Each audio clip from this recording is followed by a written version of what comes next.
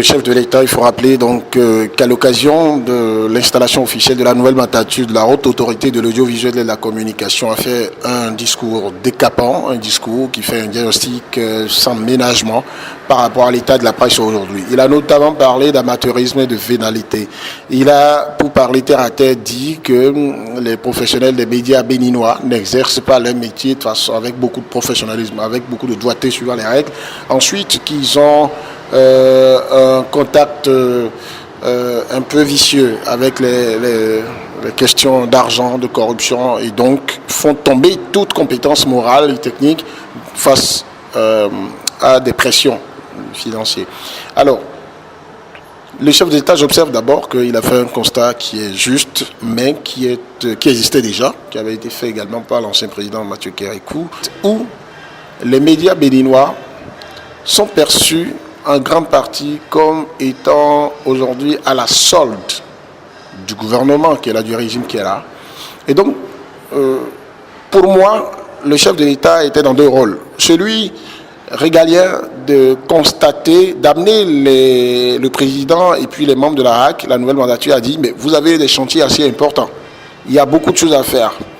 Deuxième chose, se positionner, c'est ça qui est stratégique, se positionner comme celui qu'il ne faut pas désigner comme auteur, comme cause de ce qui arrive à la profession.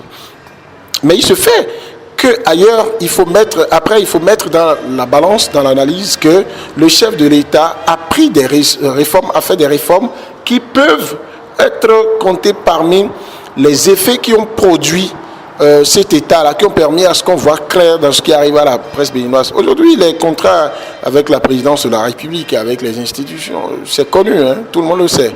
Les obligations qu'il y a là-dessus, les cadrages qu'il y a là-dessus.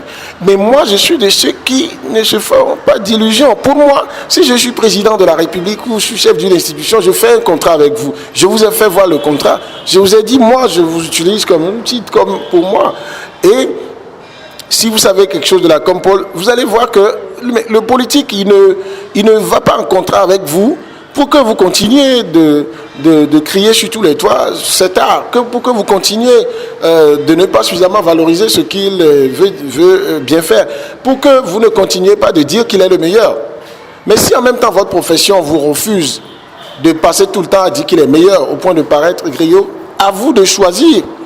Donc, pendant longtemps, il y avait des chantiers à faire. Il y avait l'environnement économique des médias à faire, à régler, pour qu'il y ait de véritables entreprises de presse, pour qu'il y ait une régie publicitaire qui soit bien distribuée de façon équitable. Aujourd'hui, le service public a une part de la publicité que le privé devrait avoir. Mais le privé n'est pas bien organisé. Les associations professionnelles, la HAC, n'ont jamais travaillé depuis longtemps à faire des rapports, des études. Ailleurs, ce sont des statistiques issues d'études, des observations d'experts qui permettent de dire d'ici 5 ans, d'ici 10 ans, si nous ne le savons pas faire, le nombre de télévisions que nous avons aujourd'hui, il y en a qui vont fermer si ça continue de fonctionner de cette façon. Donc le chef de l'État, en décidant de couper les contrats institutionnels politiques dans les ministères et de centraliser les choses, c'est dur pour les médias, mais a permis d'amener les médias à se regarder dans une glace, dit bon voilà, si nous voulons être totalement libres, autant travailler à avoir de grosses entreprises. Mais dans l'absolu, c'est déplorable que le chef de l'État ne se soit contenté de faire le diagnostic décapant comme ça, sans montrer que c'est quand même du pouvoir de l'exécutif aussi, à travers son bras qui est la HAC, de commanditer ce genre d'études et d'accompagner.